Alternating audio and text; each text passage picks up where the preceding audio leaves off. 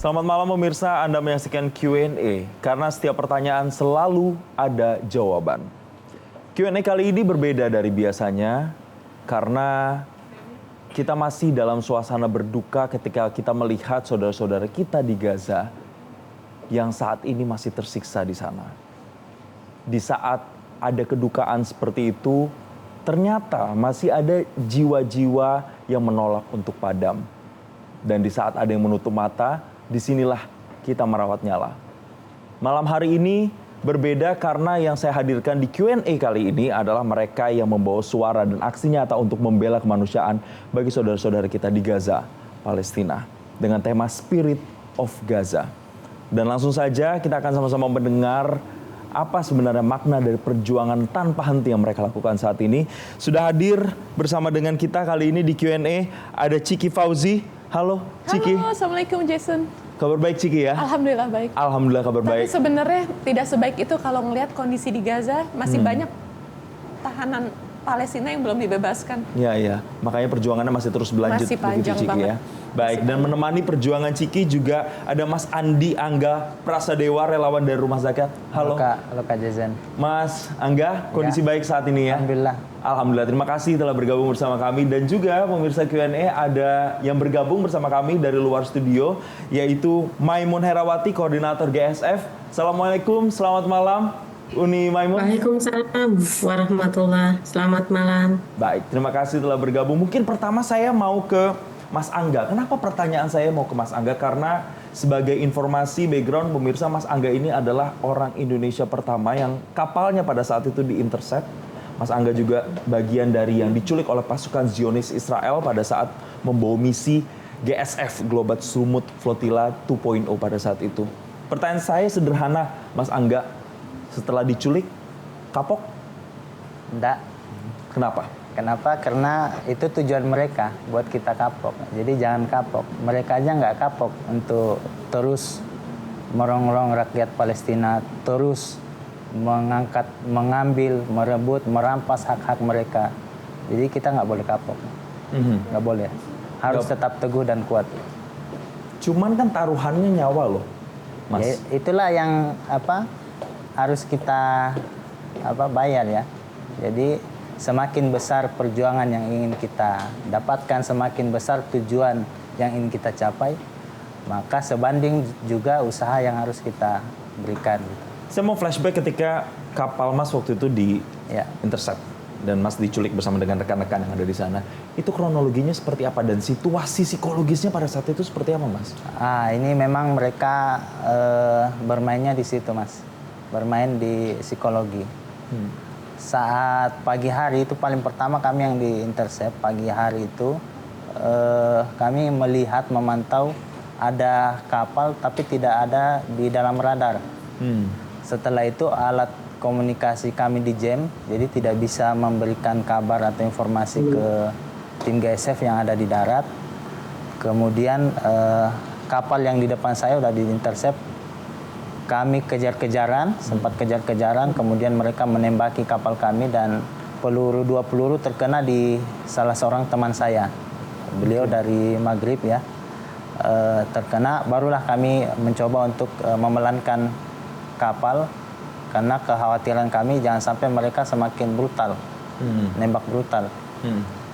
Kemudian mereka lompat naik, kemudian merusak, memutuskan tali layar, merusak kamera pemantau, dan menangkap kami. Mas, yang tertembak mungkin teman Mas, tapi Mas juga merasakan dampak.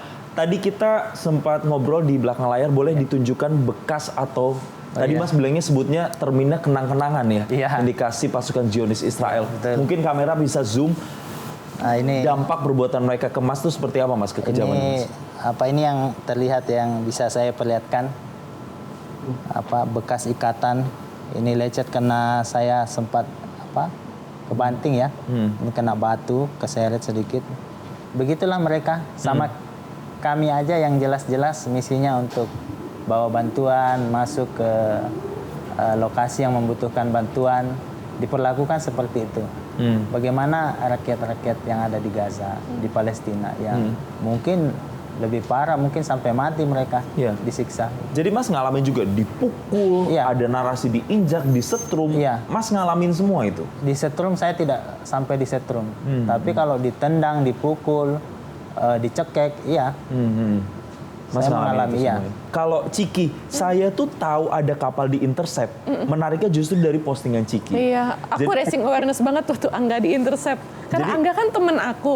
Ketika Angga yang pertama kali di intercept, orang-orang tuh belum sadar. Waktu itu perhatiannya ke teman kita juga, tapi belum confirm di intercept. Yang udah confirm benar-benar di intercept tuh Angga. Jadi aku memang berusaha racing awareness lewat reels aku, konten sosial media. Dan sebenarnya itu lama banget nguploadnya. Karena pada saat itu sudah ada 8 juta serangan cyber ke networking GSF segala macamnya. Jadi kalau diakumulasi mungkin udah lebih dari 8 juta ya, berjuta-juta. Jadi memang sempat jam juga ngupload, sinyal susah, tapi akhirnya ke-upload dan alhamdulillah mulai ada awareness bahwa sudah ada orang Indonesia yaitu Angga yang di-intercept. Lalu awareness orang mulai memerhatikan CCTV dan pelayaran Global Sumut Flotilla dan berharap ada kapal yang bisa sampai Gaza. Iya, iya. Apa yang dilakukan Ciki mungkin meningkatkan awareness kita yang ada di tanah air. Ciki juga ikut 2 kali ya GSF ini. Dari Tunisia. Dari Tunisia yang sebelumnya tahun lalu, sekarang ikut lagi. Gak kapok juga Ciki untuk terus memperjuangkan Pengen lagi. mereka rakyat Palestina.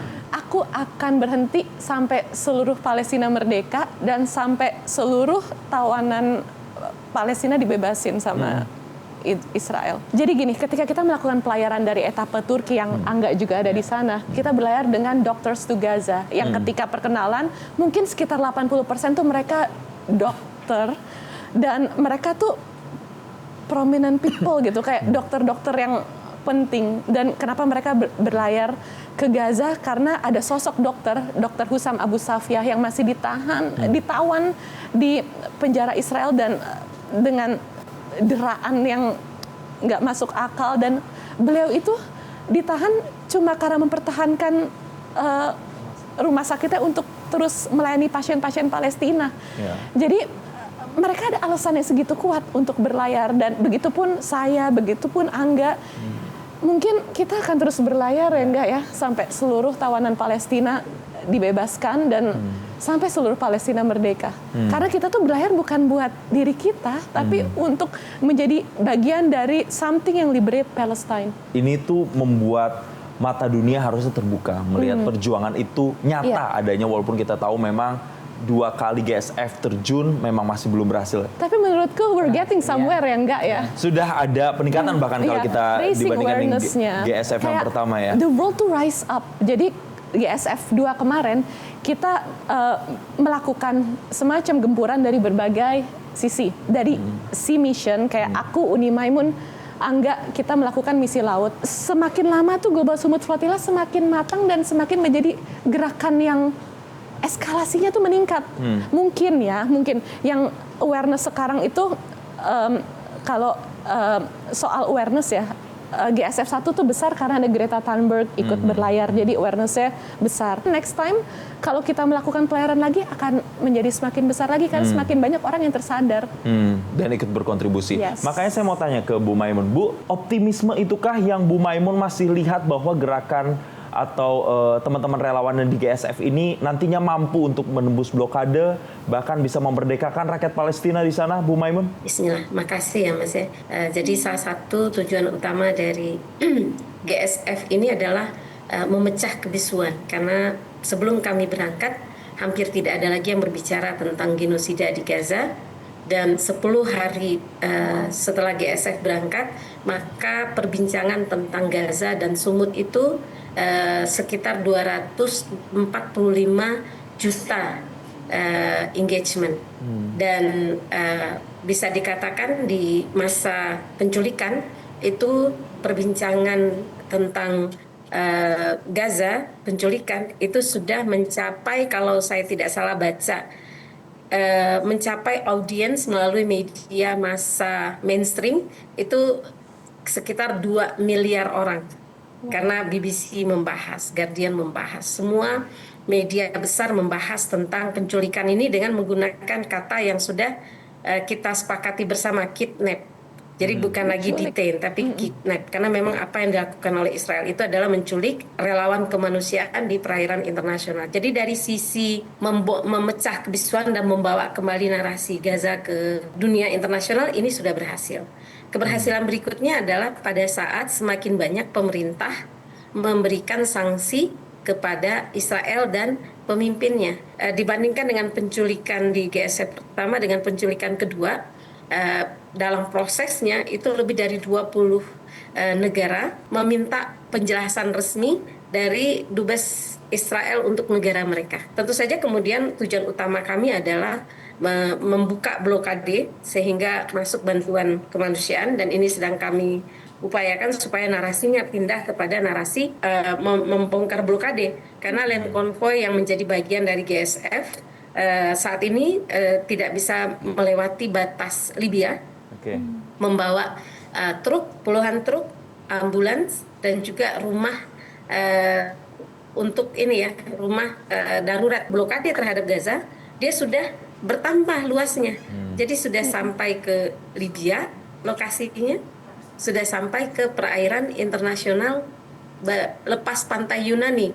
Jadi sudah semakin luas blokade atas Gaza dibuat oleh Israel. Kenapa kita berangkat dan akan berencana berangkat lagi adalah untuk mengembalikan dunia yang yang memiliki aturan, yang saling melindungi dalam hukum internasional. Begitu, Mas. Baik, artinya misinya jauh lebih besar. Nanti kita akan terhubung lagi dengan satu sosok spesial, pemirsa, yaitu Mas Muhammad Hussein, aktivis Indonesia di Gaza, yang juga saya ingin kulik bagaimana kondisi sebenarnya di sana, penderitaan yang mereka harus alami yang mungkin tidak tertangkap kamera. Saya sapa dulu. Assalamualaikum, selamat malam, Mas Hussein. Waalaikumsalam warahmatullahi wabarakatuh. Selamat pagi waktu Yordania. Baik, nanti kita akan bahas bagaimana POV atau kacamata dari Mas Hussein melihat masyarakat sipil yang ada di Gaza Palestina. Tapi usai jeda berikut ini, pemirsa tetaplah bersama kami di Q&A karena setiap pertanyaan selalu ada jawaban.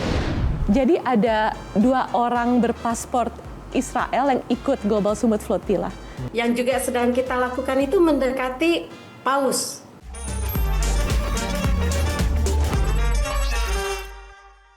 Jelajahi cara baru mendapatkan informasi. Download Metro TV Extend sekarang.